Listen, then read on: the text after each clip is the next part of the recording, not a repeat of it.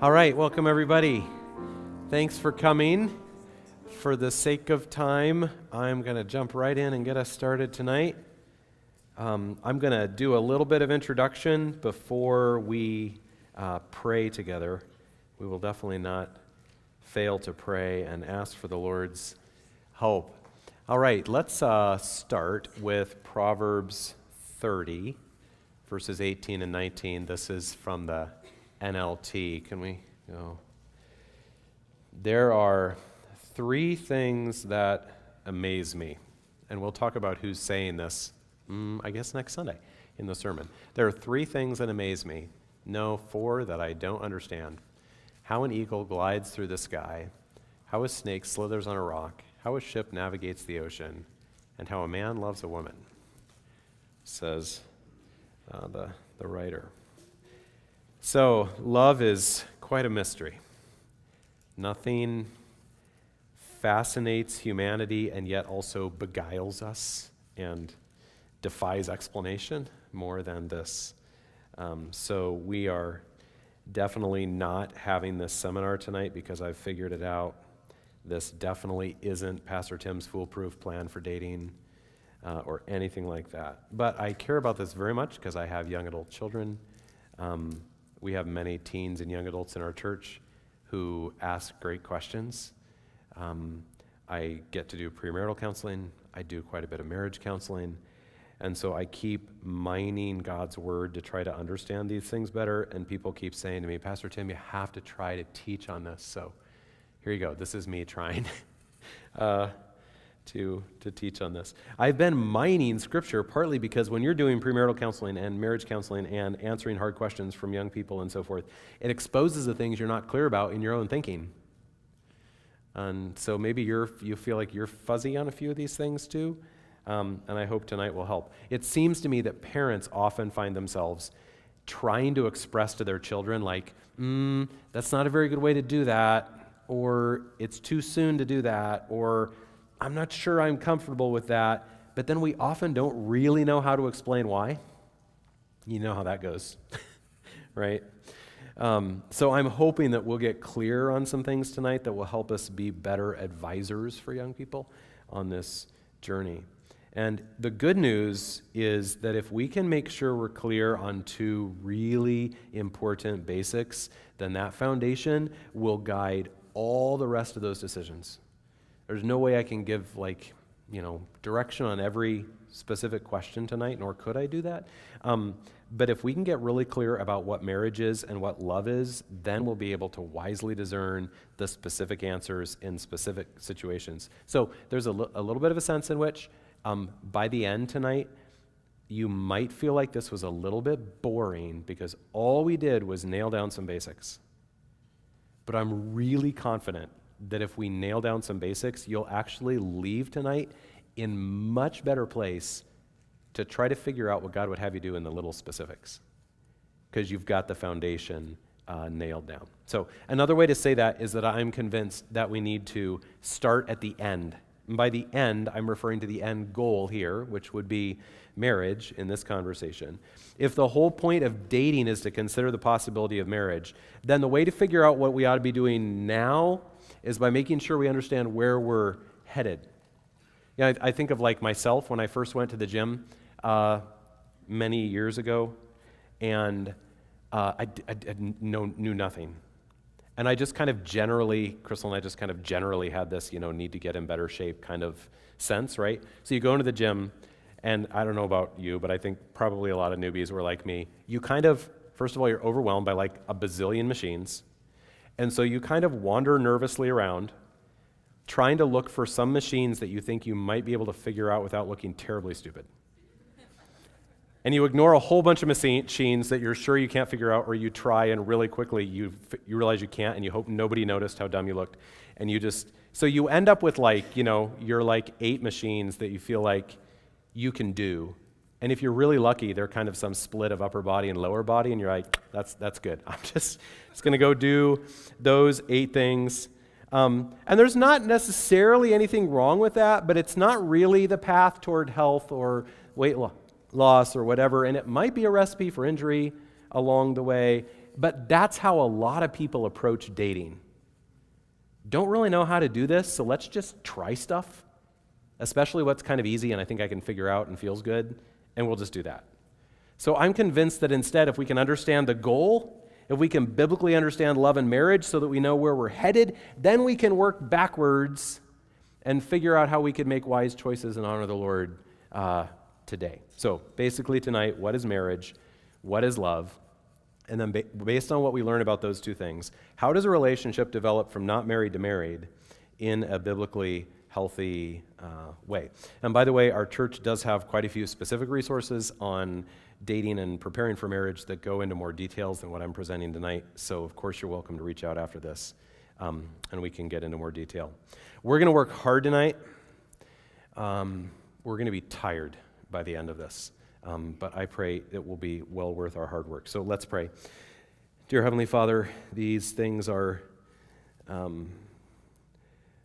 they're not of ultimate importance because marriage points to something of ultimate importance, which is your eternal covenant love for us in Christ. And yet, because this points to that, this is so very important for us to talk about. So please guide us. Please help us by your Spirit. Please teach us. Please turn us in the ways we need to be turned, like we talked about this morning. Please give us strength for this hard work. And I pray in Jesus' name. Amen. All right, you ready? What is marriage? Maybe we clearly know this, and if you've been at our church this year, we've taught it really clearly, so I hope you've gotten that. But it's also possible that we don't. And over the last couple of years, I've really realized there were some parts of this that were fuzzier in my own thinking than I realized. If you ask the average person on the street why marriage matters, or how it's different from living together, or why it should be permanent, they won't know.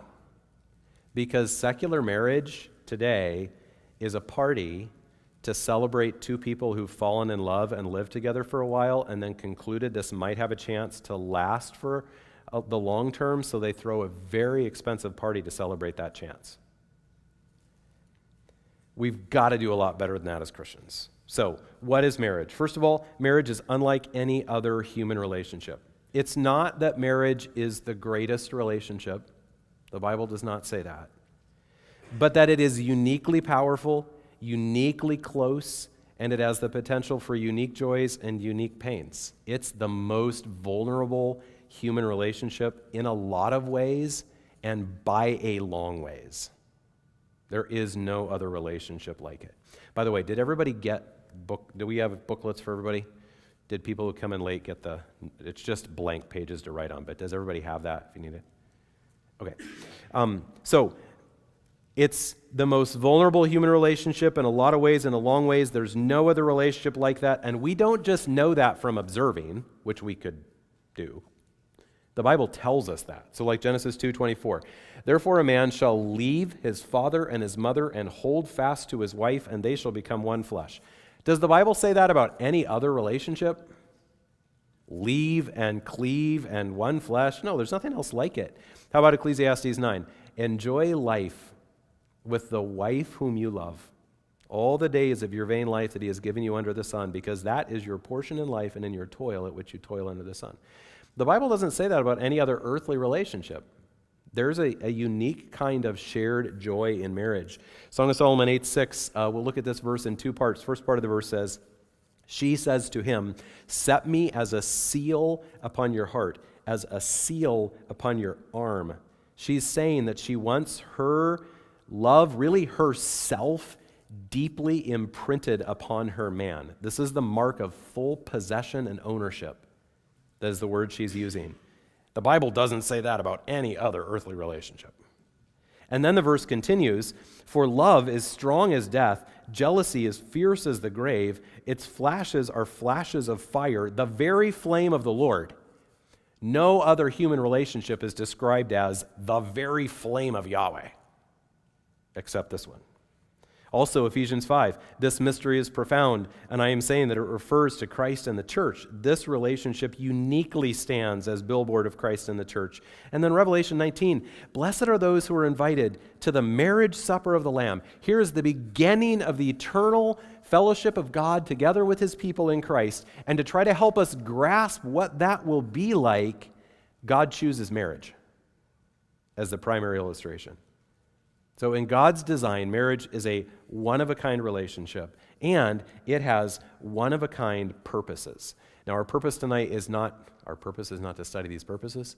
And there are different ways you can word these, but one way to think about those purposes is companionship, joy, children if God allows, teamwork, that's the creation mandate in Genesis 1, and then to illustrate the faithful, sacrificial love of Christ. My point in showing you that is just to say, no other relationship on earth has that combination of purposes.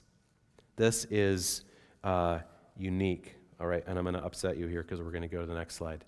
Do we need to go back to that for a second? Yes. All right. You can't write all those verses down, so just grab your cell phone, take a picture, and then we've got to go on. Sorry. No other relationship has that combination of purposes. All right, next slide. What is marriage? Marriage is unlike any other human relationship. Now, second, a marriage is made by covenant vows. What makes two people married? Well, because God describes marriage as a covenant, I believe that what makes a marriage is the vows. We could guess that this is the case, since marriage is a picture of the covenant of salvation, God's saving relationship with us. But the Bible doesn't just leave us to guess. It also states it. Malachi 2, this, she is your wife by covenant. Proverbs 2, the adulterous woman forsakes the companion of her youth and forgets the covenant of her God. A covenant is a solemn commitment guaranteeing that promises will be kept. So for marriage, that commitment is to a lifelong, loyal, biblical love, which we'll talk about later. And that's because marriage is a picture of God's covenant love for us. And what can separate us from the love of God that is in Christ Jesus our Lord? What's the word in Romans 8? Nothing. So what God has put together, let not man separate, Jesus says. And the way that solemn commitment is expressed is through vows. So I'm convinced that a marriage is formed through a covenant commitment expressed in vows and promises that are made before God and witnesses. Now, this has lots of points along the way tonight. We're just going to take a moment and be really practical. One of the really practical things here is this has ramifications for weddings. Today, weddings are more and more very lighthearted parties without anything solemn. And vows in many weddings today are just a speech about why two people like each other. They take a minute and tell the other person why they're so wonderful. They aren't actually covenant vows. But Christians, I'm not saying a wedding can't be fun and there cannot be lighter parts of it, but a Christian should have at least some sober components in a wedding ceremony and especially a focus on actual vows. A wedding ceremony should really land on the vows as the point of what's going on here. Also notice that in Proverbs 2:17, you see it at the end there, it's called the covenant of her God.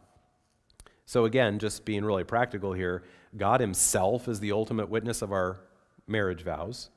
There may be a clergyman standing there, but the true officiant is God. And I would argue that the vows ought to be made before human witnesses, if at all possible.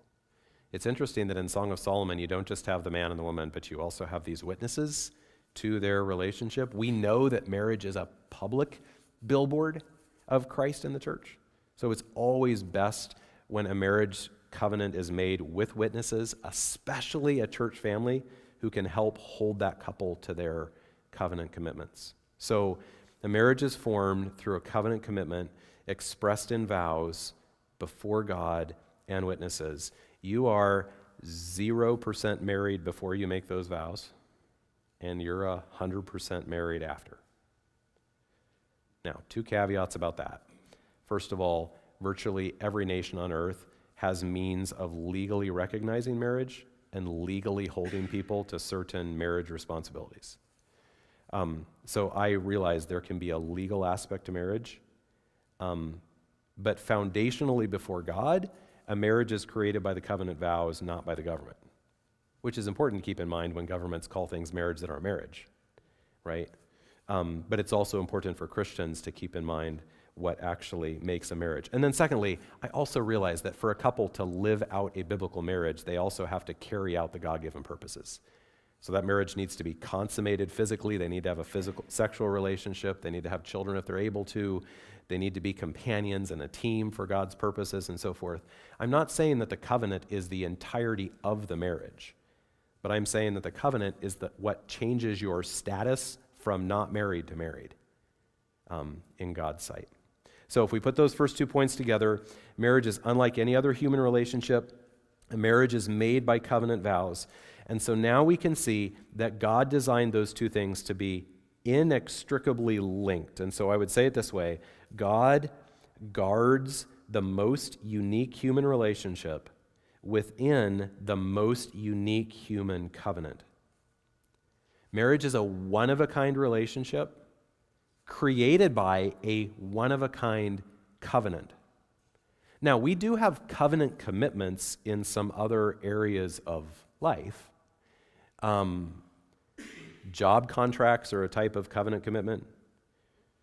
Church membership is a type of covenant commitment. Some of you have become U.S. citizens. There's a certain type of covenant commitment in citizenship. But none of those other covenant relationships are lifelong vows of loyalty and love for one person, like marriage is. So I always think of it like castle walls. Does that picture make sense? What you're looking at there, we're looking down on a castle. Marital love, with its unique power and vulnerability, should exist only within the castle walls of a marriage covenant. The most unique relationship, the most vulnerable and, in a sense, powerful relationship, God puts within the most unique covenant. We've talked so much in Proverbs about God's blueprint. So if we looked at God's blueprint for marriage, this is part of what we'd see. We'd see that relationship inside the castle walls of a marriage covenant. So some of you will have heard this before, but I want to read you a portion of a letter that I wrote to some of my daughters a couple of years ago. Marriage, as God intends it, has certain blessings and privileges that aren't found to the same degree in other earthly relationships. The sexual relationship may be the most well-known in our sex-obsessed culture, and that is a wonderful privilege of marriage. Yet, the most significant blessings are often other things that are possible because marriage is a completely unique, loyal, intimate, and constant companionship. There is the joy of having someone who knows all of your flaws and weaknesses and oddities and problems more than anyone else because they live with you, and they love you anyways. The joy of having someone you can talk to anytime about anything. The joy of having someone you share life with and text all the time and tell about everything. The joy of constant presence. Even close family members and precious church members and even your own children will come and go from your life to some degree, but your spouse will be there. It's the blessing of always having someone to whom you can unload your fears and disappointments and with whom you can celebrate your blessings and accomplishments. It's someone who shares with you every Christmas and every New Year and all your birthdays, plus a special holiday, your anniversary, that you don't share with anyone else. It's someone who tells you that you're handsome or beautiful, that they're proud of you, that they need you. It's someone with whom you share secrets that no one else knows. It's a person who can't wait to have a meal with just you, all alone. It's someone who's always ready to pray for anything you need.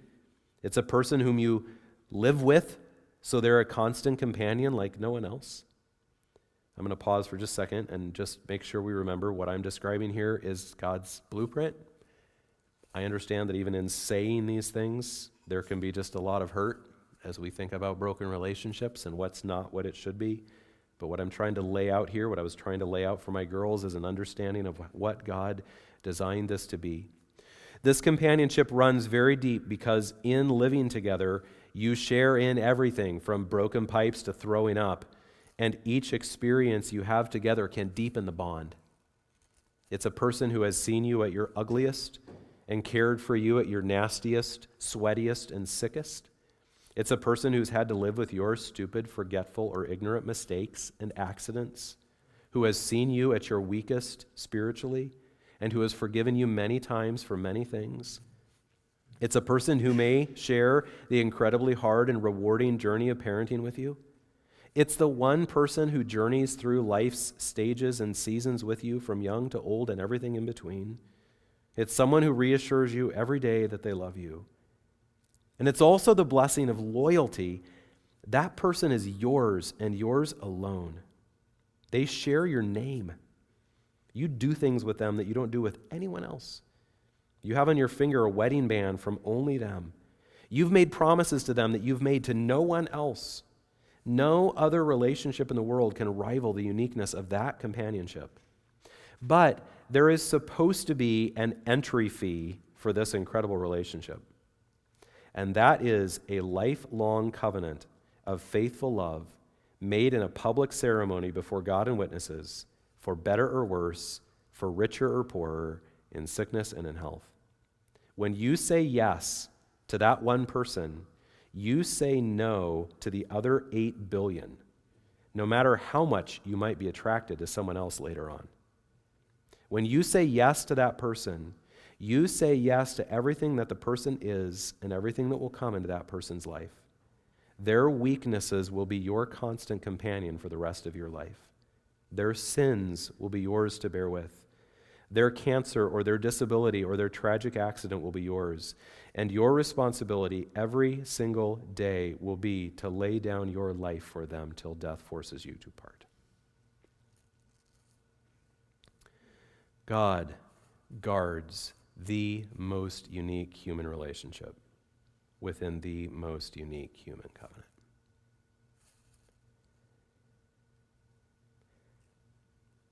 I wrote that for my girls partly because I just longed to move them out of the mindset I think many young people have that what makes marriage unique is sex.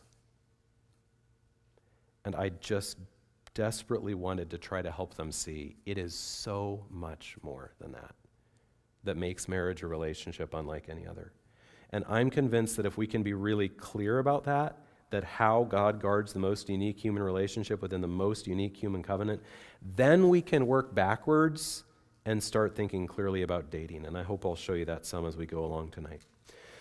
So from what we've learned so far, let's just be really practical again for a minute and observe one of the things that's so wrong with the way the world goes about dating. To put it simply, modern dating takes this very special relationship and yanks it out of the castle walls and says, that whole castle thing is stupid. We're just going to enjoy this one-of-a-kind relationship, and we're just going to ignore that whole covenant thing. The world takes the cool parts of marriage and just grasps them whenever, wherever, with whomever, just completely rejecting God's design to guard the most unique human relationship with the most unique human covenant. And they're really persuaded that there are no consequences for that. It's fine. And frankly, a lot of Christians do the same thing. All right, so I hope we've answered the question, what is marriage? Second question, we doing okay? Are we working hard? Second question, what is love? And before I really started to dig into these things, my default answer would have been, we know what love is, we're Christians. It's the love of the cross, sacrificial love. It's Christ-like love. That's true love. Simple answer. Now, what I just said is very true, but it still leaves some questions unanswered because we're called to sacrificially love whom? Everybody. Even our enemies. So to say that true love is sacrificial love doesn't really help us define marital love in particular. It says something really important, but it doesn't help us define marital love. So what is marital love? What does it mean to say, I love you? Does the Bible say anything about falling in love? I realized I didn't actually have answers to those questions. So what I'm going to share with you now is what I've seen as I've tried to connect the biblical dots about these things. You don't have to agree with everything I say in this next section, but maybe I can at least get all of us trying to think about these things along biblical lines. So I'm going to take the question, what is love? And I'm going to break it down into 4 terms that I think we need to be clear about. And those are falling in love, sacrificial love, covenant love, and marital love. All right, so first of all, what is falling in love? Now, I know that the phrase falling in love is badly misused. And I know that as Christians, we might say, love is not something we fall into. Love is a choice. You don't fall in love. Okay? That would be true. I completely agree with that. Yet, when people talk about falling in love, they are describing something that does happen as a nearly universal human experience. Now, maybe there's a better name for it than falling in love. We could talk about why falling maybe is not the best word, and maybe love's not the best word. I'll talk about that some later. So I don't know. If you've got a much better term for it, you just let us all know. But it is something that happens to human beings, and it is something that it feels like happens to us. We don't just rationally think this through and decide, I think I should be attracted to that person. It seems to happen to us. We fall for someone. And I'm convinced that the Bible actually isn't silent about this, but that there are actual some biblical dots we can connect to this human experience of falling in love, and that if we understand those things, it can really help guide us in this tricky territory. So first of all, here's how I would break it down. You don't have to agree with this, but it'll at least give us a platform for connecting some biblical dots. First of all, falling in love starts with attraction. In our youth, we might call this a crush. That person is interesting. That person is beautiful. That person is fun. I like that person. And of course, the Bible knows all about attraction. It talks about good attraction. It talks about misused attraction. We've seen that in Proverbs. All the way back to Adam's first sight of Eve, you've got this. So attraction is a normal human experience because of God's design. And attraction can happen for lots of reasons. It can be looks, it can be accomplishments, it can be personality, all sorts of things. And when you're young, attraction is especially easy and especially strong because of what's going on in your body hormonally. And it can even be really intense, like infatuation, and you can't get your mind off of that person. And even, this is one thing that I always talk to couples about in premarital counseling, you can still experience attraction after you're married. So it's important to not assume that attraction means something. We can be attracted to all sorts of people. When I was told to ask Crystal out on a date, you've heard me tell that story, most of you. When I was told to ask her out on a date, she was one of just about 4 girls that I was attracted to. And God just, in his mercy to me, he had a teacher tell me which one of those I should actually ask out. So, practically, we don't want to read very much into attraction. Attraction is easy, okay? So we don't want to chase every attraction, which is what the world does. Ooh, this means something. No, I don't need, every time I'm attracted, I don't need to say, ooh, that means something. Because attraction is easy. And most of the time when we experience attraction, what we need to say is, no, that's not the person God has given to me to love, to marry in that way, and we just move on. However, unless it's a really unusual arranged marriage or something like that, for most couples whom God is leading toward marriage, there will be attraction at the beginning. And that's because of God's design. And then, if you act on attraction, if you get to know that person better, if you go out on dates with that person, etc., then 3 things will probably develop. And these could be worded in some different ways, but here's how I word them to try to connect the biblical dots. First of all is companionship. Affection, friendship.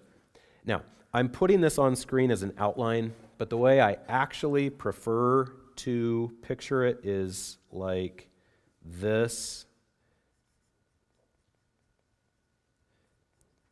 It begins with attraction, and then if we act on that attraction, it probably heads in 3 directions, and the first of those is companionship.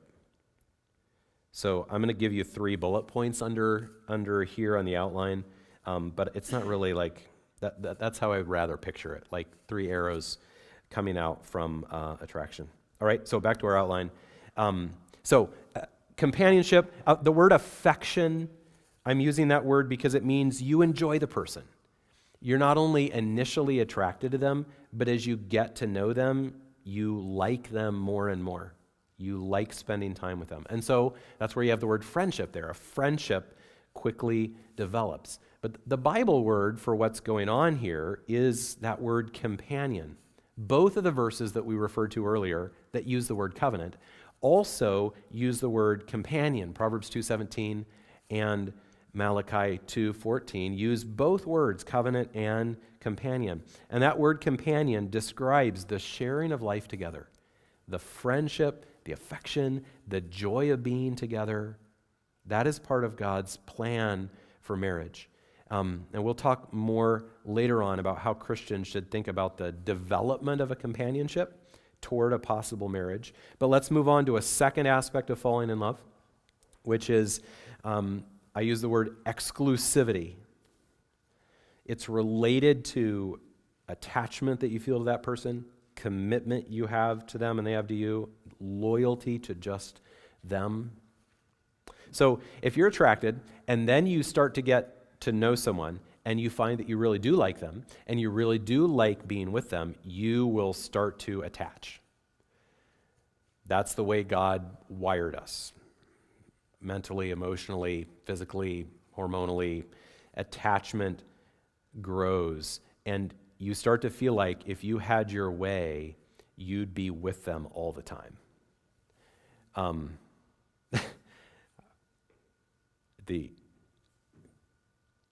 Crystal and I's relationship is unusual in several ways. It was, in one hand, extremely fast, and on the other hand, extremely slow. It started very fast, and then we dated for 900 years, and then we're engaged for 800 more, and then got married. But I tell you what, we had like 4, 5 date-ish things the end of our senior year of high school within the course of just a few weeks. And then I had to leave and go, where was I going for the summer? To travel, neighborhood Bible time, right? I said goodbye to her, and I was sleeping on my brother's couch that night, and I bawled like a baby. I mean, I wept at having just said goodbye to this girl whom I had known more than just hi for 6 weeks. Attachment can grow quickly, which is one of the things that makes dating so painful sometimes when relationships end. And so from a Christian standpoint, despite all of the world's messaging about free love and all this stuff about multiple relationships today and all those things, deep down, most people want commitment, and they actually want exclusivity. How do we know that? Well, guy and a girl, let's say a girl goes to Starbucks on a first date. They've had one date. She sees the guy at Starbucks with a different girl the next day. How's she going to feel? One date. If she has 4 dates and then she sees the guy at Starbucks with a girl, how's she going to feel? They had 4 dates. I mean, this is hardly marriage. And yet there is this fierce desire for exclusivity in the human heart. Why? Because that's how God designed us. He designed us for faithful love.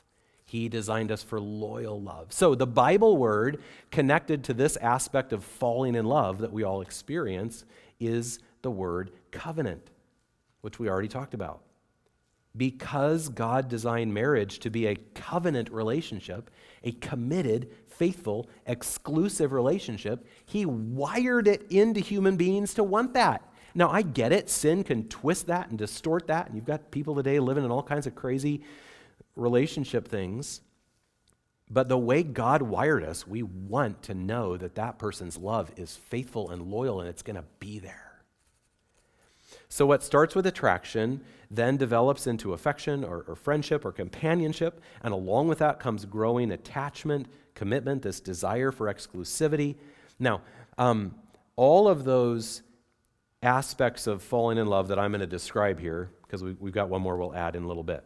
I just want to note, I want to admit that they overlap, they interconnect in a lot of ways, and I want to point out one of those interconnections for a moment, because this is practically something that ends up being really important, either in a good way or a bad way. There are certain aspects of companionship that intensify our attachment. And here's a kind of, I don't know, silly way I express that. I'm not sure silly is the right word, but some of the words are a stretch, but I was trying to make them all C words. So here we go. All right? These are aspects of companionship that will intensify the attachment. Comforter. That means you are comforting the other person in the hard things that are going on in their life. That attaches us. Complimenter. You're telling the other person how great they are, how amazing they are, how wonderful they are. Well, that attaches. Confessor. I mean, you're talking about deep struggles, things you've done wrong, sin struggles. That attaches. Confidant, meaning you've told them some things you haven't told anybody else. They're the only person who knows those things. Well, that attaches. And then comrade. I mean nothing political by that word, all right? Here's what I mean. I mean something important. I mean it's like the two of you against the world. It's us against the world. Now, when a couple does those kind of things, the attachment will grow very quickly. And that is good. Like that is God's design for this attachment, unlike any other relationship. It's good as long as it's the right time for those things. Which is why parents oftentimes caution against some of these things too early in a relationship. These are the kind of things where parents are often saying, not sure that's a good idea. Unsaved people often jump into these things right away at the beginning of a relationship, and it can be really damaging. The comrade thing is a great example of this. One of the most common ways that really bad relationships start is at McDonald's. Two people working at McDonald's, and here's the recipe. It's something like this, with variations, but it's something like this. He gets picked on and bullied at school. He really does not fit in at school. She has a really bad relationship with her parents. Her parents are maybe, I don't know, maybe they're just really cruel or addicted or something, and they're just really bad parents. They're working together at McDonald's, flipping burgers, sometimes extremely bored, talking about life. And they start to find out everybody's out to get us. Her parents are horrible. His classmates are horrible. Everybody's horrible except the two of us. It's us against the world. And so often, that's the kind of recipe that hooks two people together in a very deep attachment in a relationship that was never wise, never healthy, never good. But you can't challenge them about it, because if you do, you're just part of the world that's against them, because it's us against the world. So these are the kind of things that are designed by God. They can be so healthy. They're intended to lead to this awesome attachment in marriage. But it has to be the right time for these things. And one of the things sometimes young people do is they do these things while saying, we're not dating. We're just friends. And yet they're having one-on-one conversations with someone of the opposite sex, and they're having these kind of conversations, which God has wired us to want in a marriage relationship. and to attach our hearts together like that. So in my opinion, if you're doing these things individually with someone of the opposite sex, you can say you're not dating all you want. You are. You're building the kind of relationship that God intends to head toward marriage. All right, the third universal aspect of falling in love is desire, which is, of course, related to sex, which in God's plan is intended to lead toward parenting together. So this is the physical part. Sometimes physical attraction is a big part of the initial attraction. Like that's why you really like that person. Other times the physical attraction grows over time. But as you fall in love with someone, you naturally want physical oneness with them. Your body wants to have a sexual relationship with them, which then in God's plan leads to Genesis 1 and parenting together and being part of that creation mandate. We know that the Bible talks extensively about this because God designed it. He made it this way. So right back in Genesis 1, the calling of God on the first married couple was to fill the earth, to have children. Adam's awestruck by Eve's body, and they have sex and babies. This is God's design. Now, we'll talk later about how to think about this in a developing relationship, but this is God's design. Okay, so there you go. So we could say that falling in love, as the world thinks about it, is unbiblical, and I would agree with that. But there's another sense in which the concept of falling in love isn't unbiblical in the sense that this is a real human experience, really wired by God. Things like attraction and desire do happen to us.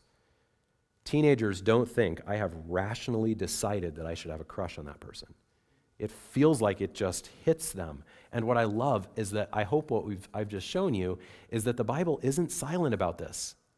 It actually shows us that these things are aspects of God's design, and that's why we fall in love. Attraction, companionship, exclusivity, desire. These are God-given seeds that when full grown make marriage the most intimate and unique relationship on earth.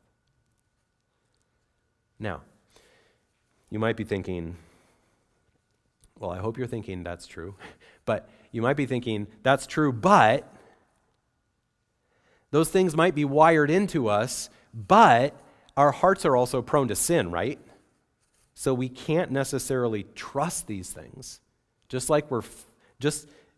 because we feel like we're falling in love doesn't mean we should follow the feelings, right? Yes, right. Just because the desire for food happens to me doesn't mean I should eat everything I ever desire. So the fact that these feelings can happen to us does not mean we are just left at their mercy.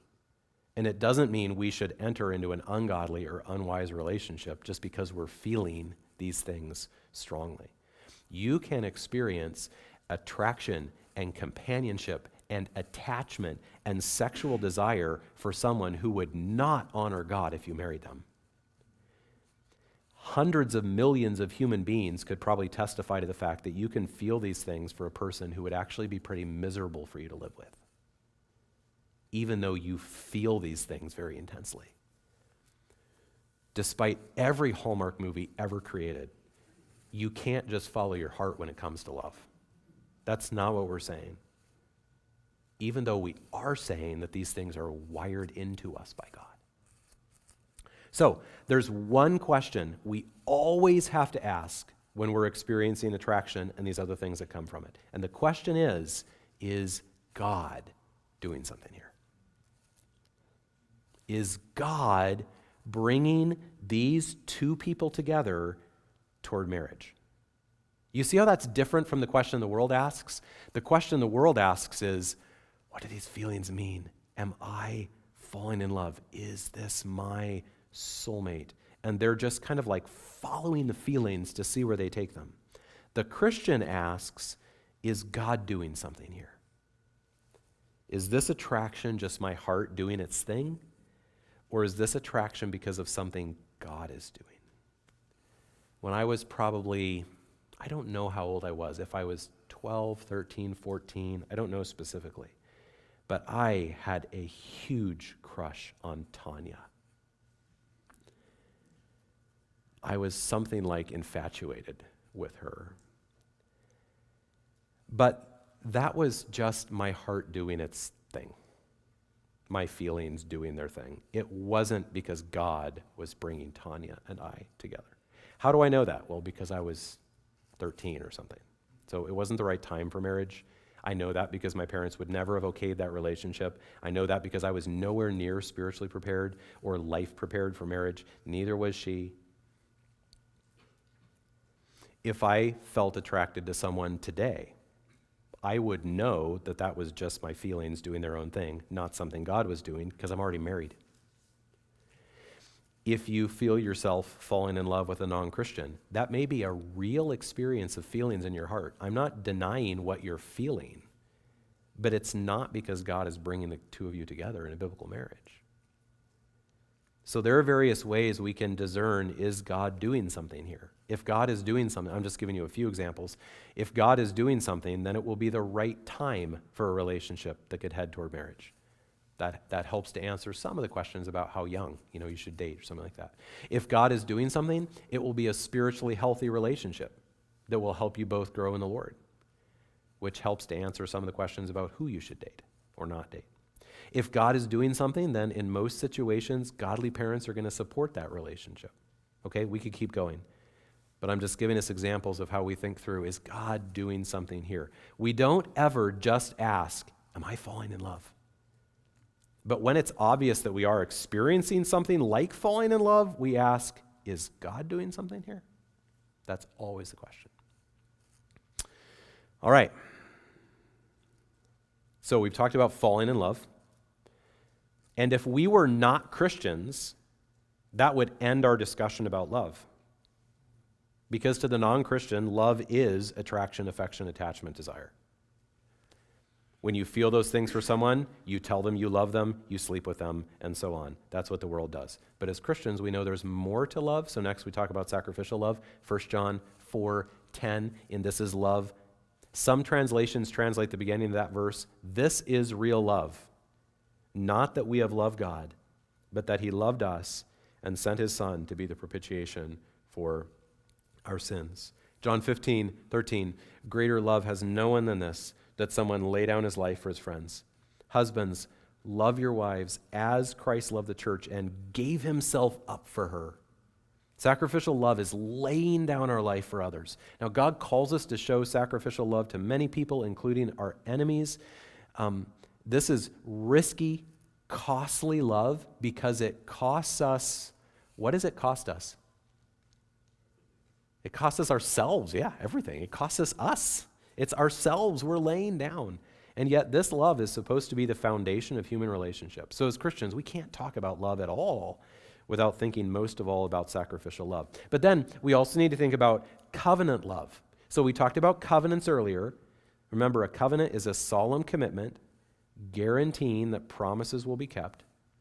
Okay, so what would covenant love be? It would be a love that is a solemn commitment, a publicly promised commitment to sacrifice myself for someone else's good till death. Now, there are some other things in life that are similar to covenant love. For example, law enforcement officers have publicly pledged to protect the public good, even at the cost of their own lives. At least that's what they're supposed to do, right? Something similar would be true with the military. Parents and siblings and children have a sort of God-given commitment to each other's to each other's good. So there are other things that are sorts of covenant love, but none of those examples is as extensive, as permanent, or as exclusive as the covenant love of marriage. The covenant love of marriage publicly vows exclusive commitment to that one person's good above everyone else until death. There's only one other covenant that's anything like it. And that's actually the whole point. What's the only other covenant that's anything like it? Oh no, the screen told you the answer. The only other covenant love like it is the love of God for us through Christ. And that's the whole point. Isn't that good? And that's also why it's encouraging when we are single, when we don't marry, when marriage falls apart and we end up divorced or widowed or those kind of situations, to remember marriage is just a signpost pointing to the main thing, which is God's covenant love for us in Christ. Marriage is not ultimate. It's just a picture, a very important picture. All right, we've talked about falling in love, sacrificial love, and covenant love. So now we're ready for the big question. What is marital love? What is love in marriage? We love ice cream. Some of us love our favorite sports team. We love our parents. We're supposed to love our enemies. So what does it even mean to say that you love a husband or wife? Like, I love cookies and cream ice cream and you. I love my enemies and you. I love the Utah Jazz and you. What? What is marital love? Is it things like attraction and companionship and desire? That's what the world would say means I love you. Or is it sacrificial covenant love? Well, yes, but we're supposed to have that for everybody. So what is it? Yes, it's those things. When we use the word love for marriage, we're talking about a combination of things that has no parallel in any other part of life. That's the next slide. Marriage love includes attraction and companionship and exclusivity and desire, because all those things are from God. All the things that we think of as parts of falling in love are parts of marital love. As Christians, we don't need to be so spiritual that we say that's not real love.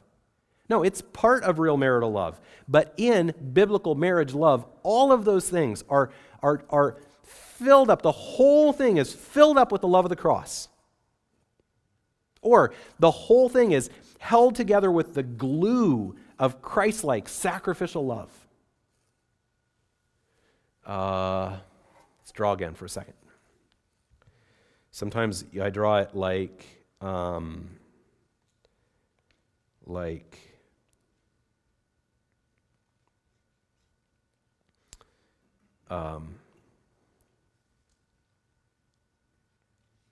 companionship. You guys know this, I don't have to write it all. Exclusivity, desire, these God-given components on the foundation of the love of the cross. Take the foundation away, and what do you get? You know what most people have? They build the structure of companionship and desire and so forth, and then, I mean, this is not most people, but it happens all the time. They build this structure, they have children together, and then there's no foundation for it, so the whole thing falls down, and what they're left with is two people who hate each other and have kids. Because the foundation wasn't there. Another way we might draw it, here we go. Another way we might draw it is, I don't know, oh, my bad, there we go. Companionship, exclusivity, desire, and the whole thing is permeated, I should have changed colors.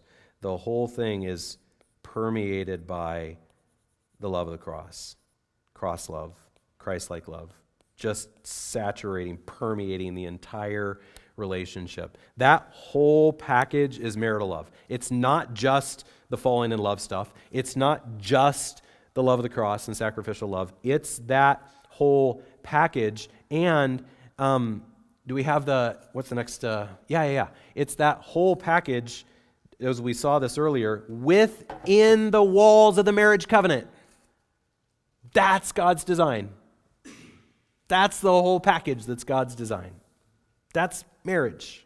That's marital love in God's design. So, is marital love something that happens to you? You fall into it? Or is it a choice you make? Well, it's definitely a choice you make, but there's also this other side to it. That God builds into that this attraction and desire for exclusivity and desire for each other's bodies and so forth. Those things are part of it, but they're in vain if they aren't all glued together with the glue of the love of the cross. All right, let's be really practical about this for a second. So many ramifications of this. For example, this means that if you want a great marriage, the most important quality you could ever look for in a potential spouse is? It's on the screen. Which words would be the most important qualification in a potential spouse? The love of the cross. Absolutely.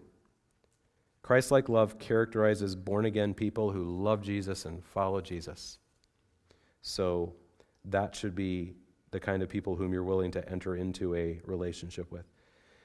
Crushes by themselves aren't love. Being very attracted to someone by itself isn't marital love. Wanting to have sex with someone or having sex with someone isn't marital love.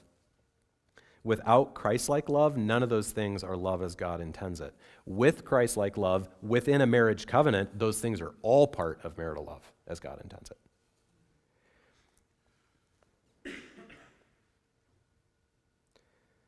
All right, so if we put together what we've learned so far, marital love is the biblical aspects of falling in love, permeated with the love of the cross, as a covenant choice, expressed publicly in vows, as a lifelong calling from God. Now, I know I just added that last phrase. I know that's a little bit new for us.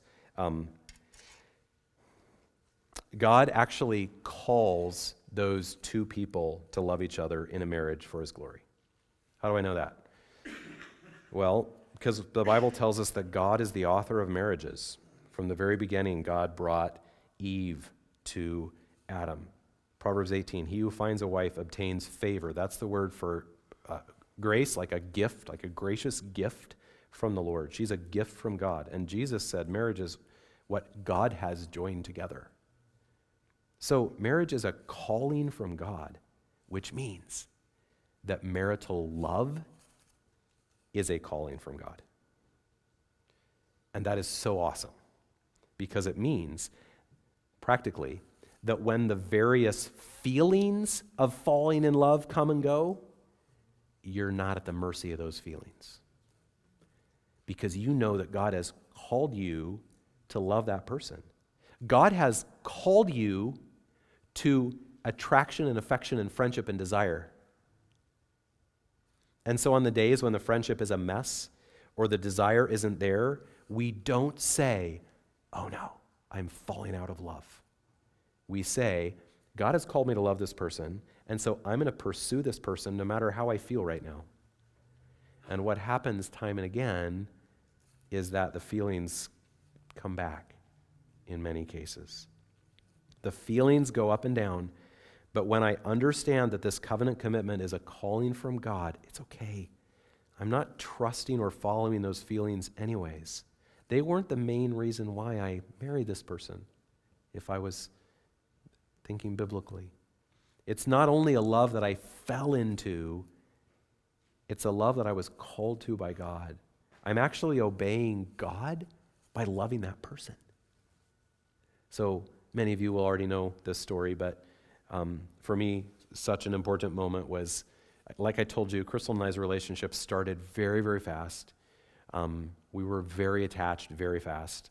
And I think we knew very early on that God would have us marry. But then, because she got free college, if she didn't marry me, we dated for the previously mentioned 1,700 years. And but there was a point there, I think it was November of our sophomore year of college, when I just didn't like her anymore. I didn't like being around her. She was just kind of irritating me. But her birthday was coming up because her birthday is the beginning of November. And so I was in the campus bookstore and looking at the cards, and they were mushy cards because it was a college campus bookstore. And I didn't feel any of the things those birthday cards were saying, and it was making me mad. So I stormed out of there and headed back toward the guys' dorms, and I got halfway across that that bridge. Some of you will remember I took a little video from that when I was back there in February and sent it back here. And I got halfway across that bridge, and in the middle of the bridge, I stopped. And by God's grace, he helped me remember what I knew about love. And I remember thinking to myself, Tim, the question is not how you feel about her today. The question is whether or not God has called you to love her. And I was like, of course he has. Duh. And I turned around and went back to the bookstore and bought her a mushy birthday card, and the feelings came back, and I never felt that intensity of that ever again. That's the kind of rooting that we can have when we're thinking biblically about all these things, not just some of them. And when we're not giving overly simplistic answers, but really connecting the biblical dots to this whole picture of falling in love and what love is and what marriage is, and thinking biblically about it all. All right. Anybody want to ask a question?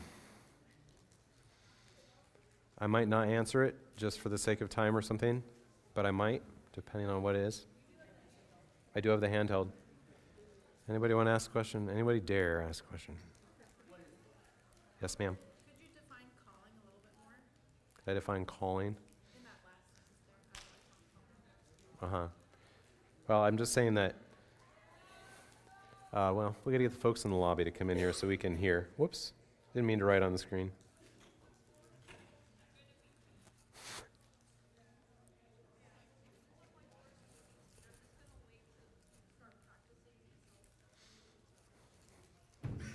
All right, here we go. So the question is, can I define calling a little bit more? I'm just saying that when we ask the question, is God doing something here?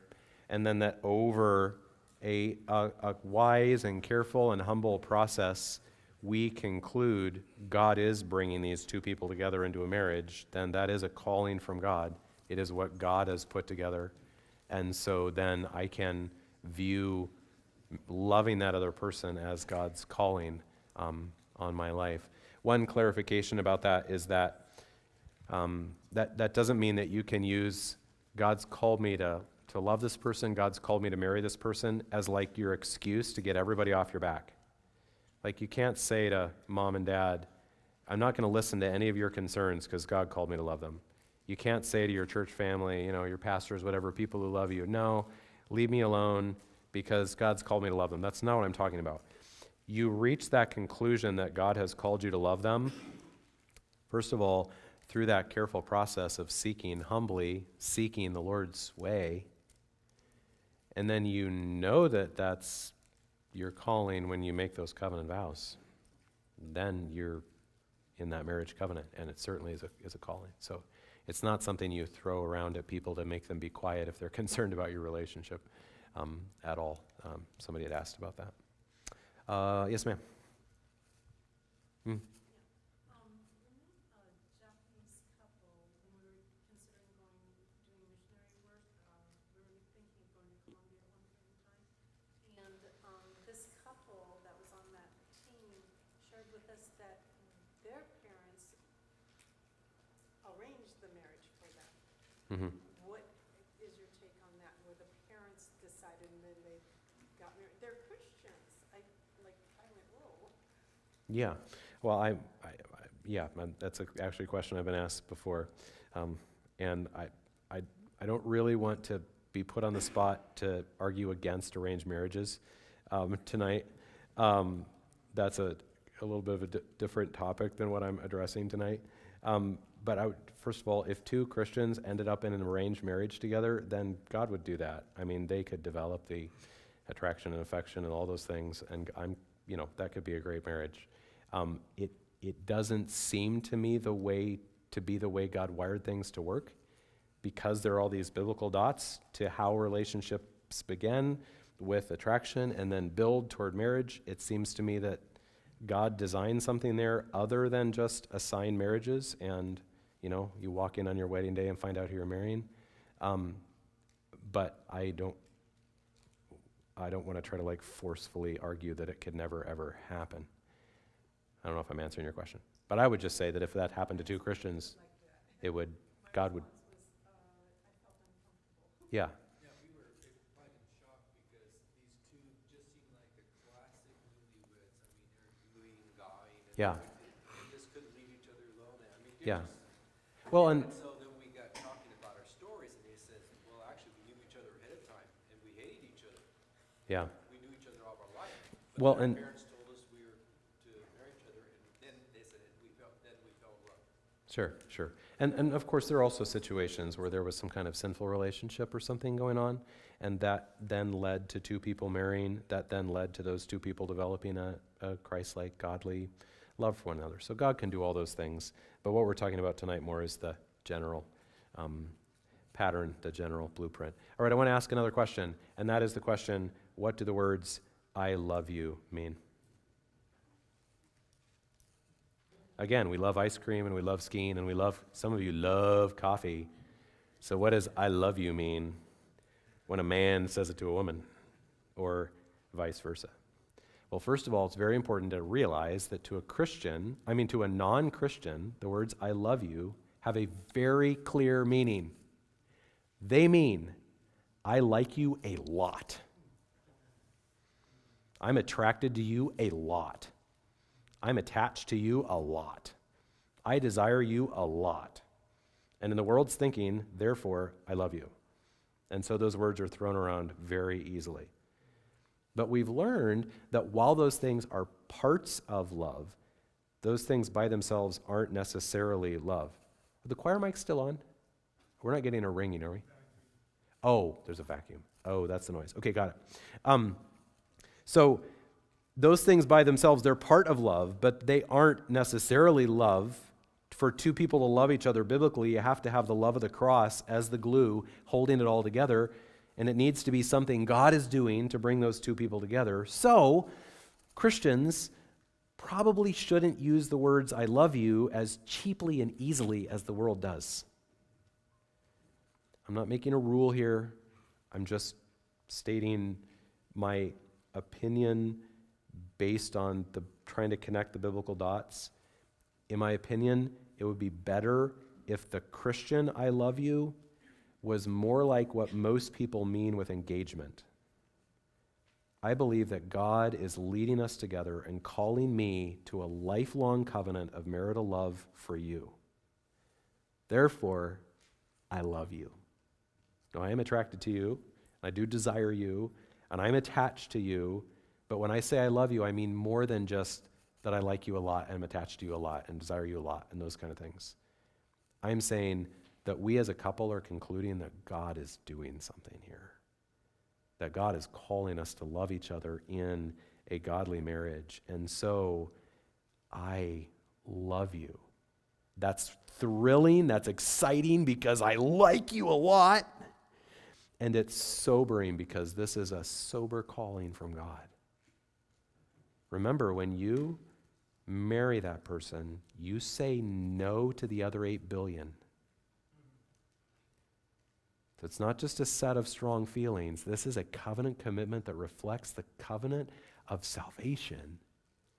I love you. So I tell people, and again, this is partly my opinion, but I tell couples, you can do the whole ring, engagement, pictures thing. That's fine. I don't really care.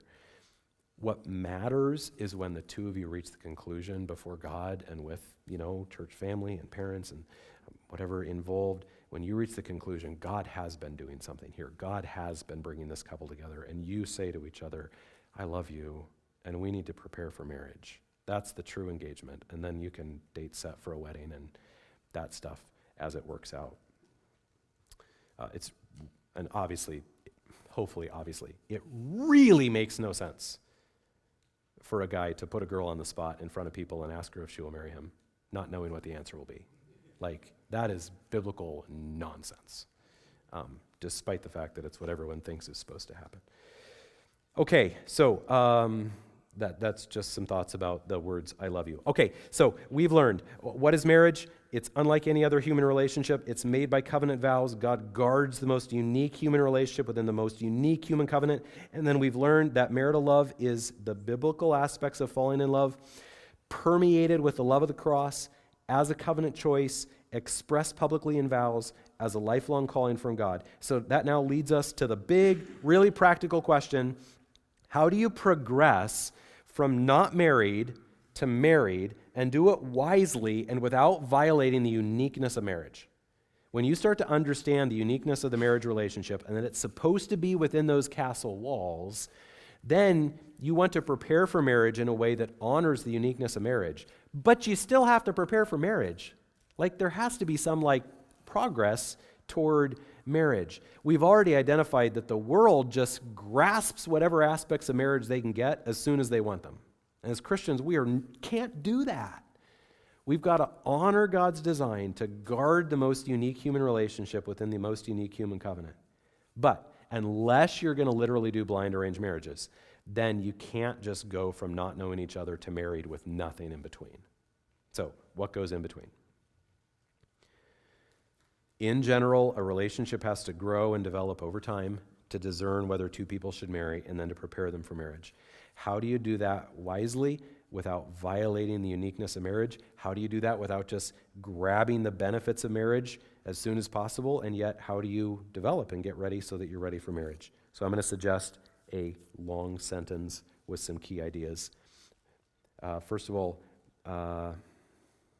oh man, I thought I had a slide with all of it on it, but I don't, huh? Okay, well, let me show you the whole thing for just a second, and then I'm going to go back. Here it is. And I'll give you this to you one phrase at a time so you don't have to write it all down right now. Honor the covenant uniqueness of marriage while pursuing a prayerful progression toward it. Seeking God's will, keeping Christ at the center, and submitting to God's design for the different aspects of falling in love. All right, that's the package we're headed toward. So now, one at a time. Honor the covenant uniqueness of marriage. That's what I was just saying. In any process of preparing for a marriage, a couple has to keep in mind, we're not married yet. Another one of those things I do in premarital counseling is I remind them, you are 0% married. And the next time we meet, you're still going to be 0% married. A marriage is formed by covenant vows made before God and witnesses. So until those moments in our wedding, we aren't married. Now, we as a couple might see abundant evidence that God is doing something and that God is leading us toward marriage. But until those moments of that wedding ceremony, we aren't married. And so that gives us certain carefulness. This person doesn't belong to me yet. And I don't belong to them yet. And so we're going to be careful to honor the covenant uniqueness of marriage. Secondly, honor that, thank you, it's yours. Honor it while pursuing a prayerful progression toward it. How do we progress from not knowing each other to marriage? Well, there needs to be a thoughtful and most of all a prayerful progression. Lord, what would be the next step forward that would honor you? Many couples are just advancing ahead really fast to whatever they feel like. A godly couple is going to be asking, Lord, what next step would honor you? Now, there are some situations where that goes fast, especially for older, more mature adult couples. But a Christ-like couple will never just rush forward to do whatever feels good. It will be a prayerful progression. And practically, I think it's really helpful to think of dating in stages. Because there's this progression, and it almost always happens in stages. And I mean, even, in culture and in dating, there's even words for the stages. Things like going steady. Well, that's a description of a stage, right, in this process. So I think you've got to say, what stage are we in right now? Can we define this? What are we doing right now? Why are we doing what we're doing right now? And then what would the next stage be? If we take another step forward in heading toward marriage, what would be in that next stage and why? 'Cause remember, we're not trying to just grab all the blessings of marriage and enjoy them now without the covenant. We're trying to prepare for marriage. So if we're going to take another step forward, what's that going to look like? Understand what stage you're in and prayerfully consider what would the next stage be? And when, Lord, would you have us move into that stage? So next, the third thing is seeking God's will. Remember, the foundational question is God doing something here? How long does it take to answer that question? And the answer is, it just depends, right? In some situations, with some couples, it can be really fast. In some situations, it can take years. But nothing is more important in a dating relationship than being fully submitted to God.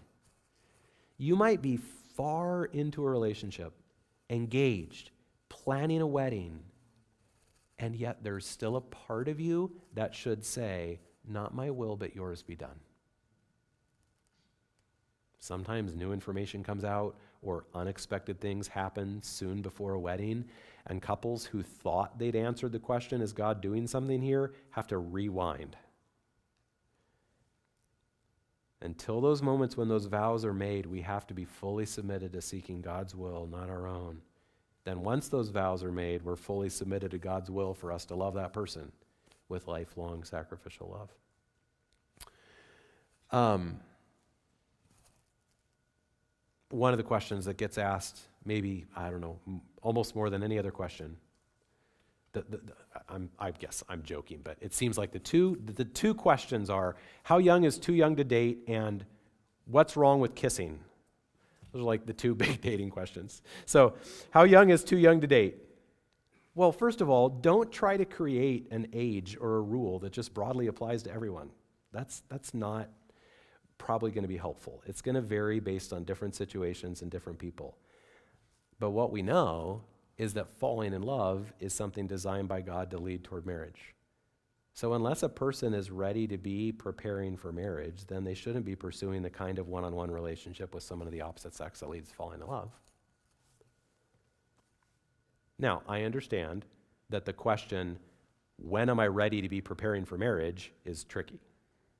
Does it have to do with age? Does it have to do with education? Does it have to do with getting a job and being financially able to support a family? Does it have to do with spiritual maturity? And if so, how do you know if you're spiritually mature enough, to be ready for a relationship? Yes, I get all those complexities. And by the way, where'd it go? Oh, that's what happened to these slides. See where we're at? I put them in there twice. That's my bad. Okay, so next slide then. Yeah. I recommend chapters 5 through 10 of this book. This is 12 Questions to Make a Lasting Marriage, Dating with Discernment, Sam Andreades. I don't know how you say his name. This is not like the be-all, end-all of books on preparing for marriage, but in terms of am I ready, chapters 5 through 10 of this book are helpful. Falling in love is powerful. Remember Song of Solomon 8:8? Flashes of love are flashes of fire, the very flame of the Lord. God designed this to be really powerful and really fun. But as Christians, we can't go down that road just for the fun of it, like the world does, because we know that God guards the most uniquely intense human relationship within the castle walls of the marriage covenant. So dating is not a recreational activity for the fun of it. That cheapens the power and meaning of falling in love. Falling in love is not a game we play because it feels fun. If it's not a wise time to ask, is God possibly leading the two of us toward marriage, then it's not a wise time to be developing a one-on-one relationship with a person of the opposite sex. If it's not a wise time to ask, is God possibly leading us toward marriage, then it's not a wise time to be developing a one-on-one relationship with a person of the opposite sex. So, Pastor Tim, are you saying that all dating has to be like super serious? Like first date? Okay, should we get married? No, it's not what I'm saying. The question is God doing something here? And the first step to figuring out if God's doing something here is probably along the lines of, do you like coffee or not? Not that you can't marry someone who's different from you on that, but you got to figure out whether Starbucks is a good date or not, right? You got to start simple. I understand that. I'm not saying that you go into, like dating is this super sober thing where all you do is study marriage books and just constantly ask the question, are we supposed to get married? There's a series here. There's a sequence. There's a progression that has to happen. It's not all heavyweight conversations. And part of what you need to do is have fun together and serve together and things like that. But by the way, oftentimes those earliest stages of getting to know one another are best done in groups with other people. That just prevents the fierce intensity of attachment that speeds up relationships so fast. Stay in group settings. That also just gives you other eyes and ears on the situation so that when love makes you dumb, you got some other people to help you. Keep seeing things. Because I'm telling you, we all know this. Attachment blinds us. Now, desire blinds us too. Companionship blinds us too. But it's that attachment that takes over our hearts and creates this infatuation. We cannot imagine being without that person. And that's when we really need other good voices to be able to say, hello, earth to you, right? Okay, so that's just some thoughts on age and when it would be wise to start into a relationship. Okay, seeking God's will. Next is keeping Christ at the center. And we could have a whole seminar on how you keep Christ at the center of a dating relationship. We can't do that tonight. But if you don't have Christ at the center of the relationship, you're on a ship headed toward the rocks. The companionship of marriage should be a spiritual companionship. The friendship should be a spiritual friendship. The oneness should be a spiritual oneness. And so every godly couple is going to just keep asking, is Christ at the center of what we're doing? If someone watched you date, overheard your conversations, observed how you treated each other, saw how you spend your time together as a couple, would they say, those two people have got to be Christians? Or would they not really see anything distinct about it? Would they see you pray together? Would they hear you talk about the Lord together? Would they see you helping each other love Jesus? Would they see you listening to parents and authorities?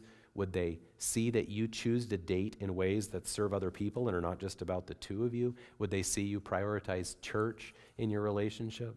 These are some of the things that help point toward a Christ-like, Christ-centered relationship. But then finally, submitting to God's design for the different aspects of falling in love. All right, now here's where we're going to get really practical.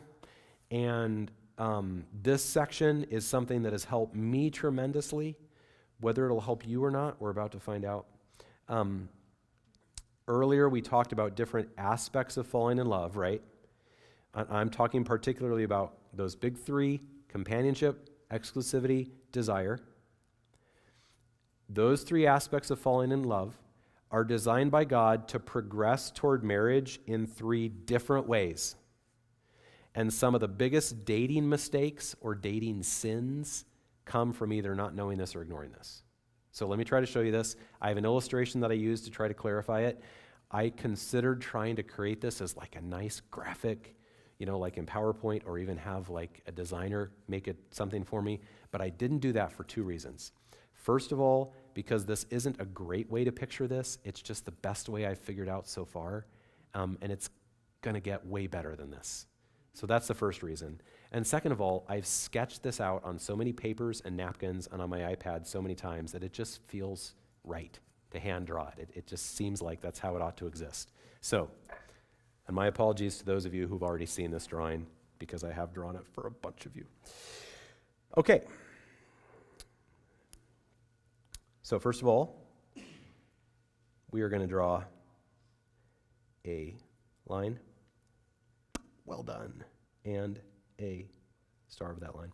That line represents a wedding day, and particularly when the vows are made. So again, from a covenant perspective, the couple is 0% married before this and 100% married in terms of their status after those vows of covenant love. So far, so good? Okay. Now, I'm going to draw 3 segments on the right.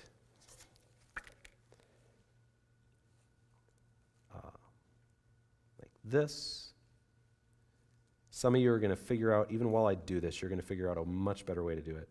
That'll be great. Just tell me later. Don't discourage me tonight. All right? We're on the right side of the line now, right? So now we're into marriage, and we want that marriage to include full portions of companionship, exclusivity, and desire. That's what I'm picturing with these three segments of the relationship. Companionship, exclusivity, that's the loyalty, commitment, attachment, and then desire, that's the sexual relationship. All right? We want those things filled up in this marriage. Now, again, that's not all of marital love. We already talked about that. I'm not saying that that's the entirety of it. It's just the part I want to talk about right now in terms of how we progress toward marriage. Now, over here, I am going to write the word attraction because we're saying that's where this usually begins, except for those couples who hate each other first, as has been noted. And then we're going to draw 3 dots for ourselves to represent the beginning of companionship and the, wrong color, and the exclusivity, the attachment, and the beginning of the desire. All right, so that's companionship and exclusivity, attachment. I don't know what I just wrote there. You know what I meant, right? And desire. Okay? That looks too much like excuse. We've got to fix that. Get rid of excuse here. Yep.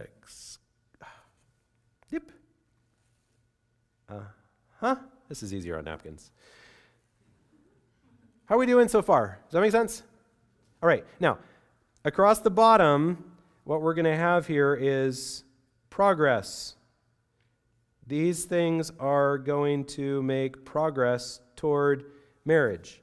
It's not the same thing as a timeline, as you'll see when I draw it. It's not exactly a timeline, but it's a progression line toward marriage. So let's just talk about it one category at a time.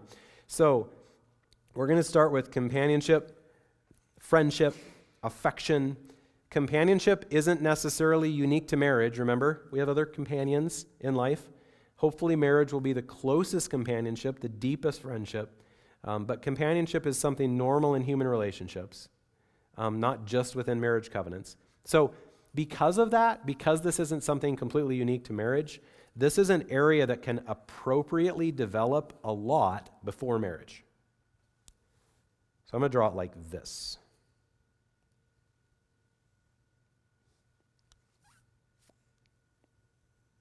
Okay? This is companionship growing toward marriage. And what we're saying here is that before marriage, it's a great thing if a couple becomes great friends. If that companionship grows deep and wide, because after you make those marriage vows, all right, so up here at the top, after you make those marriage vows, morning after your wedding, I guess we'll say, you're the same friends that you were before you made those vows. Those vows don't change your companionship. Now, in a healthy marriage, your companionship will keep growing through marriage. It'll keep getting deeper and stronger. But the marriage covenant won't make you good companions.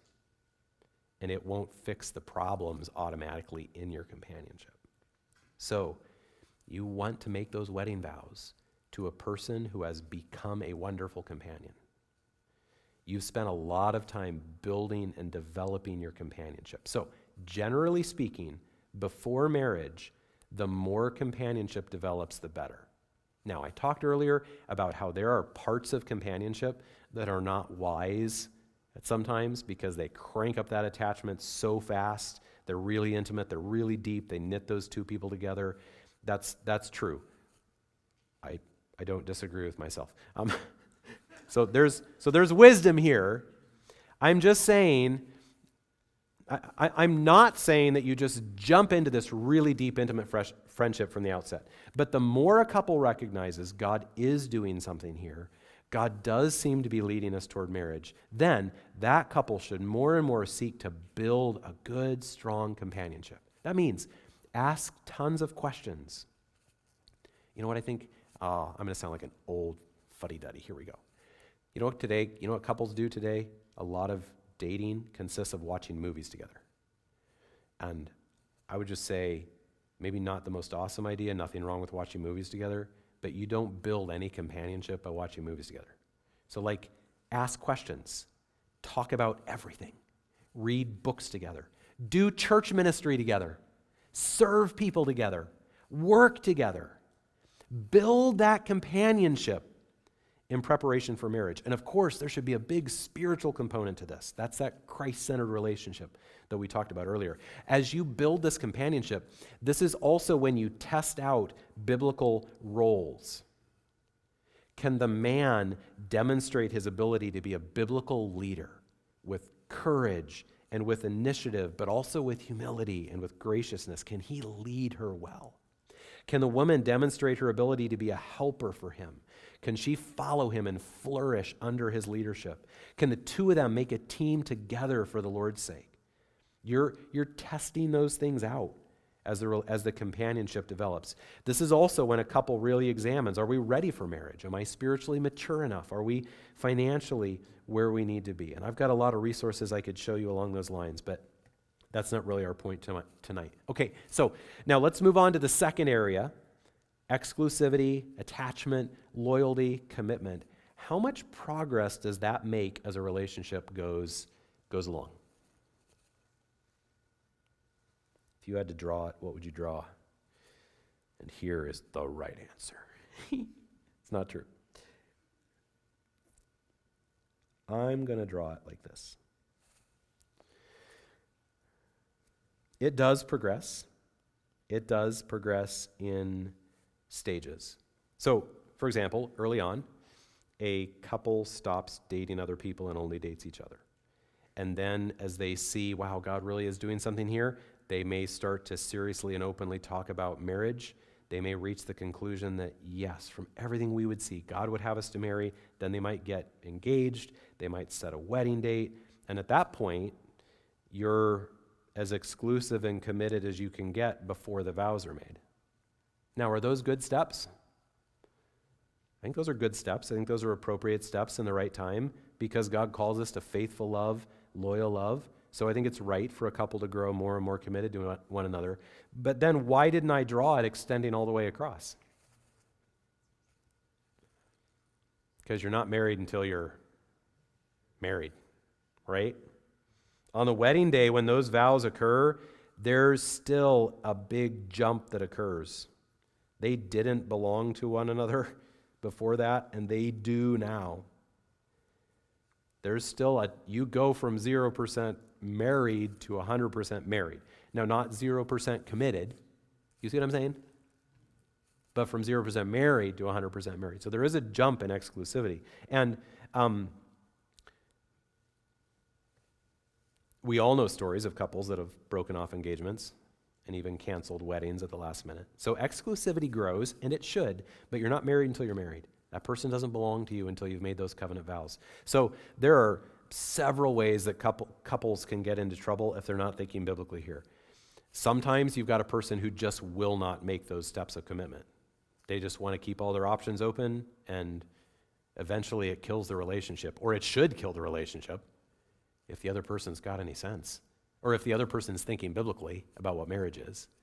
Then if you're dating someone who will just not commit to permanent covenant love, then you certainly can't marry them. Sometimes couples make those steps of commitment way too fast. They feel those intense feelings of attachment, and they just follow those feelings completely, and they start to act like that other person belongs to them really early, and oftentimes one of them gets jealous and controlling and other damaging stuff like that. That's really bad for a relationship. Sometimes couples forget that their greatest attachment has to always be to Christ. And they attach to the other person like an idol. That person becomes their God, and no wonder they're crabby and clingy and jealous and crazy. Idolatry will really mess up relationships. Sometimes couples start talking in exclusive terms way too early.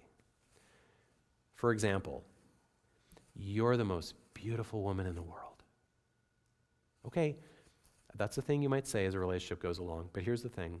It would be great if you only said that to one person in your life, not to 10 women whom you've all told were the most beautiful in the world. Which calls for some patience before you start telling someone you're the most amazing person I've ever met. I can't imagine life without you. You make me happier than I've ever been. All I want is to be with you. Okay, those are the kind of things married people should say to each other. And say a lot. And I'm not saying you won't say those things as a relationship moves along. Just saying, be careful. Because those things fiercely intensify the attachment, and they are the language of marriage. So use it wisely. Sometimes couples make those steps of commitment, but then they don't keep in mind that they aren't married yet. Here's what happens sometimes, and this is actually how some people rationalize sin. They think of it like this. This is 20% married, and this is 50% married, and this is 75% married. So we can do 20% of the marriage things, and then we can do 50% of the marriage things, and then we can do 75% of the marriage things. That's not the way it works. God guards the most exclusive human relationship with the most exclusive human covenant. So couples sometimes rationalize sin. So these are all examples of ways we can get off track if we don't think biblically and remember that person doesn't belong to me and I don't belong to them, and in God's sight, I'm not married to them until we make those vows before God and witnesses. All right, third category is desire, physical attraction, the desire to share your body with that other person. So how does this sexual aspect develop as a relationship develops? Well, inside of us, the desire's probably going to grow. The more you know and love a person, the more convinced you are that you're supposed to marry a person, the more and more you'll want to share your body with that person. But God's plan is very clear that sex is unique to marriage. Remember, we said earlier that companionship, the red section, can happen in lots of relationships.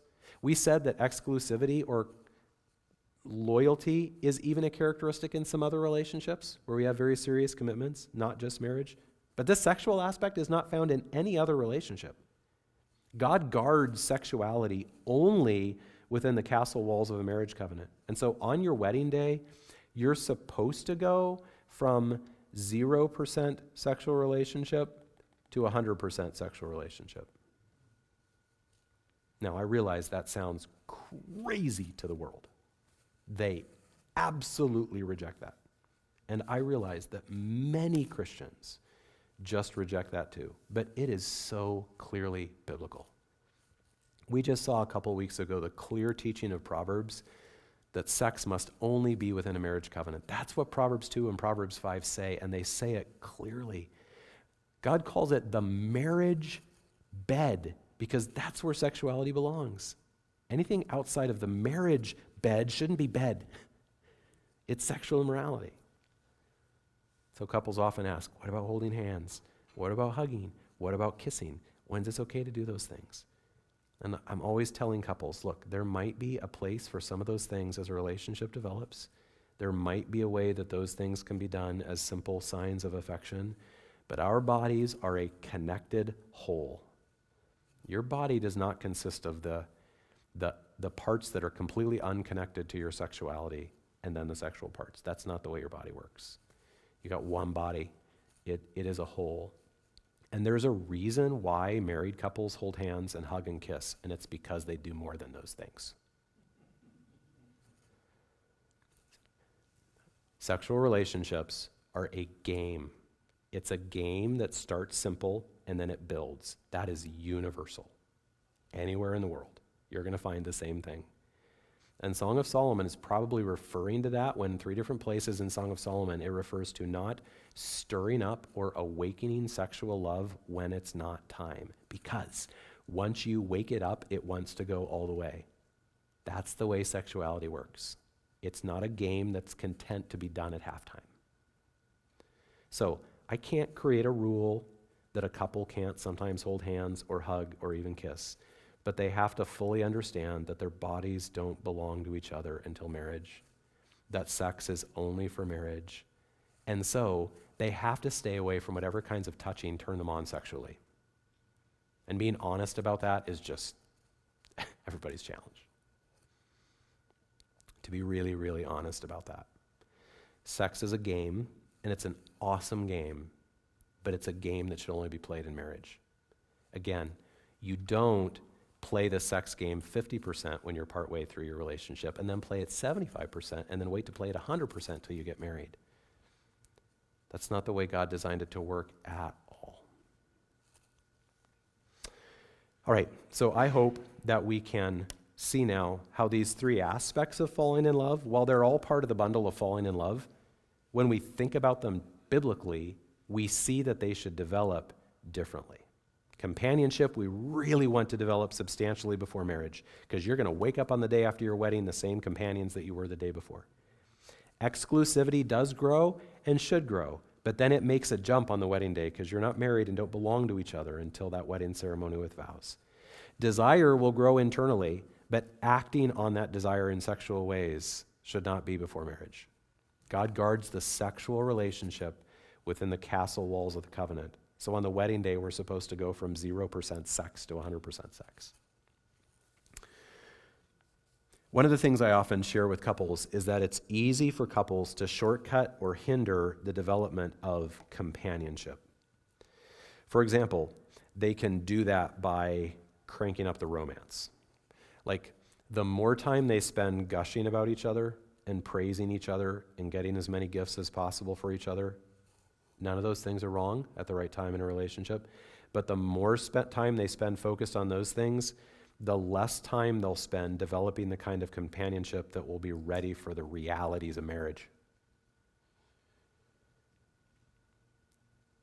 So in general, I just encourage couples to take the romance dial, turn it down, and take the companionship dial and turn it up. Ask more questions, talk more, serve more, get involved at church more. Like, become a team, become companions, learn about each other that way. Spend less time just telling each other over and over again how amazing you are and showing them the latest gift you just got for them while your parents pay your rent and insurance. Another way that couples shortcut the companionship is by getting physically involved. And again, I'm being pretty blunt with you, though I hope I'm being discreet in what I'm saying. But the physical relationship is a game, and it's a very distracting game. You don't get partway along the sex game and then have a serious conversation about the meaning of life, or about what God's doing in your heart and how he's convicting you of sin and how you're growing.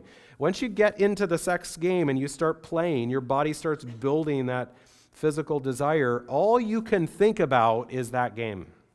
And so couples play around physically and they think, we're not going to go all the way or whatever, but their companionship development just screeches to a halt.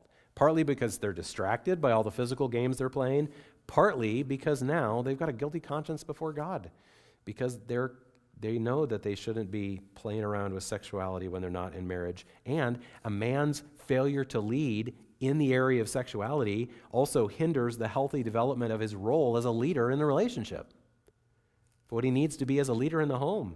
If he can't lead that part of a relationship, he's not going to be ready to lead a marriage. So there are a number of ways to kind of shortcut the development of our companionship, and that's why I draw it all the way across and just try to emphasize this needs to develop really, really, really well. Focus on laying the foundation for a strong companionship to last a lifetime. All right, 3 review slides. Here we go. Keep going. There we go. So what have we learned? Marriage is unlike any other human relationship. A marriage is made by covenant vows. God guards the most unique human relationship within the most unique human covenant. Next slide. Marital love is the biblical aspects of falling in love, permeated with the love of the cross, as a covenant choice, expressed publicly in vows, as a lifelong calling from God. All right, next slide. How do you progress from not married to married wisely and without violating the uniqueness of marriage? Honor the covenant uniqueness of marriage while pursuing a prayerful progression toward it, seeking God's will, keeping Christ at the center, and then that whole picture we drew at the end, submitting to God's design for the different aspects of falling in love. That's where what I said at the beginning was, I hope that there's a sense in which you're like, oh yeah, that's kind of pretty simple stuff. But I hope that actually this puts it into clearer words than we would have had before we started tonight. So that instead of just saying to our kids, for example, not sure about that. Though kids, if your parents say, not sure about that, you need to respect that and try hard to listen and understand, even if they can't figure out how to perfectly explain it to you. Okay? But parents, wouldn't we love to be at a place where instead of just saying, I'm not comfortable with that, we could say, let me talk you through why. They may not agree with our explanation, but at least we would have connected biblical dots to be able to explain to them why. That's where I hope we're at after what we've learned tonight. All right, what's the clock say? 7:23. 7 minutes for questions. Here we go. If you've got a long question, we would love it if you would use the mic, even if you have a short question. Or a bald question. I'm both short and bald. Anyone? Sorry, tired.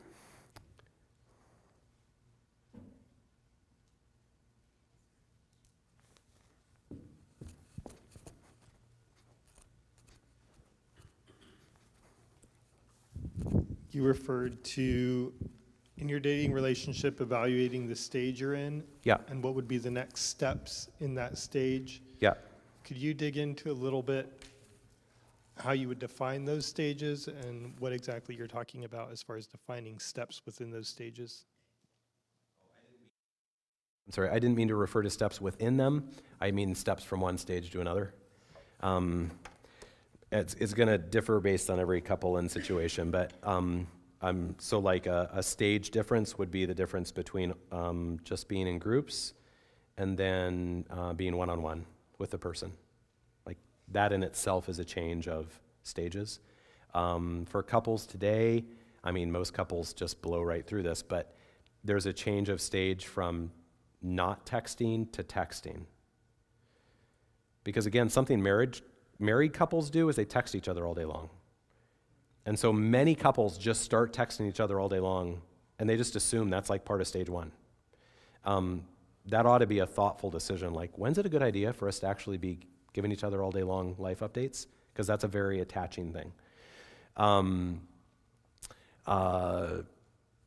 Like for our girls right now, a question is, because in their college setting, when would it be important for them to really be in the same church together? That's a big move because they're members of separate churches. But if God's leading them toward marriage, there's a point where they need to be going to the same local church. But that's not a stage one thing. You don't just ditch your church after 2 dates because you really like somebody. So those are the kind of things that I'm referring to. And then it also gets into some of the things about the aspects of companionship that lead to it, that intensify attachment. What are we talking about at this stage of our relationship? What kind of things are we talking about? And what kind of things would it not be wise for us to be talking about yet? Amount of time together is a really simple one. How many times are we going to have a meal together in a week? How many hours are we going to spend together? Again, many couples just like blow right through that and just do whatever they want as much as they want. It'd be better to say, where are we at in this relationship? What would be wise right now? And so then what would the next stage be like? That can help a couple where instead of being like, let's just grab everything we can grab, they're like, okay, we will get there. If God keeps leading here in this relationship, we'll make that church decision, we'll make that texting decision, we'll, and parents and stuff can be a big part of thinking through those stages. But is that answering your question? Thank you. Okay, great. Somebody else? Yes, ma'am. Mike's coming up to you. The list you talked about of the aspects of companionship that intensify attachment, Yeah. it sounds like you already touched on it, but are you saying, like, these are things that can quickly attach two people together, like comforting, complimenting, confessing, confiding, etc. So, but you're saying not to avoid those things, Right. but just be slow and cautious as Right. to how open you're going to be in Right. those aspects? Right. Okay.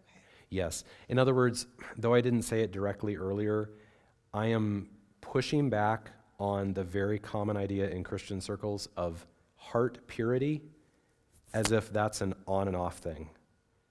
As if you have your heart and then there's a point in time where you give your heart to someone else.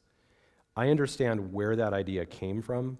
I think it's way too simplistic and doesn't really have biblical support. I think it's much better to think about those areas of, when they talk about that, that's the stuff they're talking about. They're talking about not getting that level of really personal intimacy and attachment to another person. But I just don't agree with the idea that it's like the person doesn't have your heart and then the person does have your heart. It's like, from everything I can see in what we've talked about tonight, it progresses. You get deeper with a person, and it's appropriate to do that the more and more and more you conclude God is leading us toward marriage. So you need to have really serious conversations about about your deepest stuff shortly before, when you're concluding we've got to marry. But to do that way back in a relationship when you don't know if you're going to marry the person is really not wise. And I'm not viewing that as an on-off, but rather a progression in stages. If you don't mind me asking you a personal question Yeah. about just your parenting toward your daughters. Yeah. Do you believe it's wise for a parent to sort of have some baseline red flags that they would talk about with their children before they even think about asking someone out on a date beyond they need to be a believer? Absolutely. Absolutely. The more you can try to really think that stuff through and discuss that stuff together as parents and children before the ferocity of attachment is raging in their heart, Song of Solomon 8:6, fiery flashes of love. Once that's going on, it gets so much harder to have those conversations. Now, we still should. They're still very important. But the more we can have those conversations while the heart is still calm, the better. That doesn't mean that we should it doesn't necessarily mean it's wise to try to give them, here's our list of rules. Just do these exact things, or here's exactly what you have to, find in someone else. I mean, there are rules, like don't marry an unbeliever, and don't marry somebody who doesn't love Jesus, and don't enter into a relationship with someone who doesn't care about the local church. I mean, there are some things like that are appropriate. It doesn't mean we try to nail down exactly what kind of person our child should marry. But yeah, the sooner we can have those conversations. Here's one thing I found myself saying to parents over and over again. We say it's too early, and then it's too late, and there's no in between. So we think to ourselves, nah, it's too soon to have that conversation with them. Nah, it's too soon to work on that. And then all of a sudden it's too late. So I just encourage parents, whenever you're thinking to yourself, it's probably a little too early, that's probably just the time to go for it. Jump in, have that conversation, go there. Because what will happen is there's no in between. It will never be the right time, and it will be too late. Yes, sir.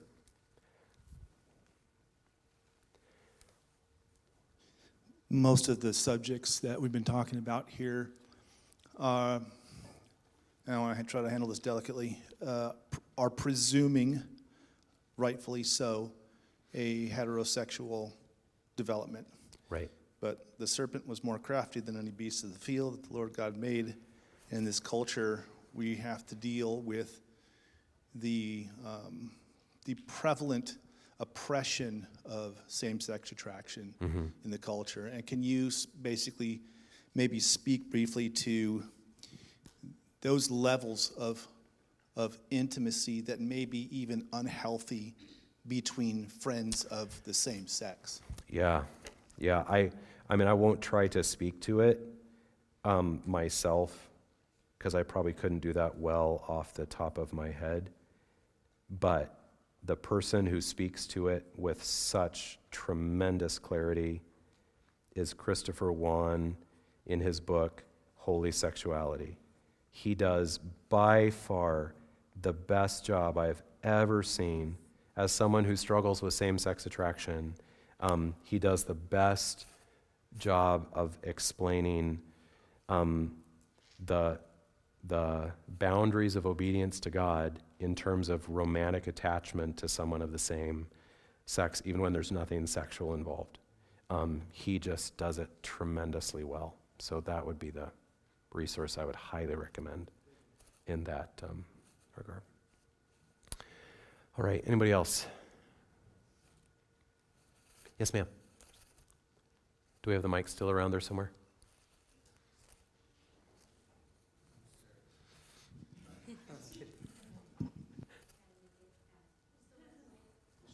I'll try to make it fast. I was wondering how you would address 1 Corinthians 7:9 to couples who are saying maybe they're burning with too much passion at that point. Is the right answer to then just get married? Yeah, good question. Okay, 1 Corinthians 7:9. This is definitely a disputed passage. And I'll just tell you what I'm pretty convinced is the meaning of this passage, because the question you're asking also relates to how do you understand verses 1 and 2? I mean, it really relates to the whole meaning of the passage.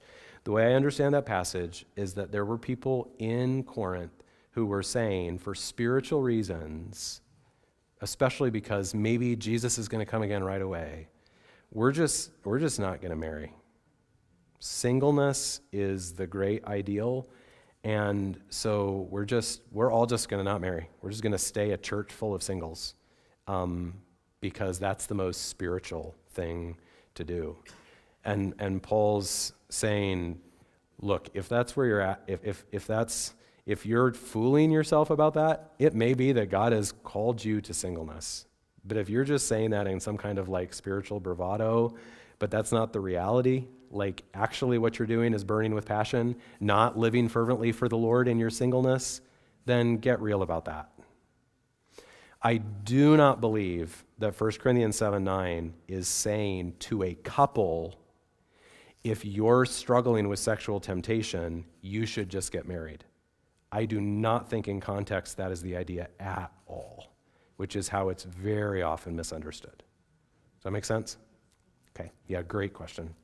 Because that really that's really misunderstood.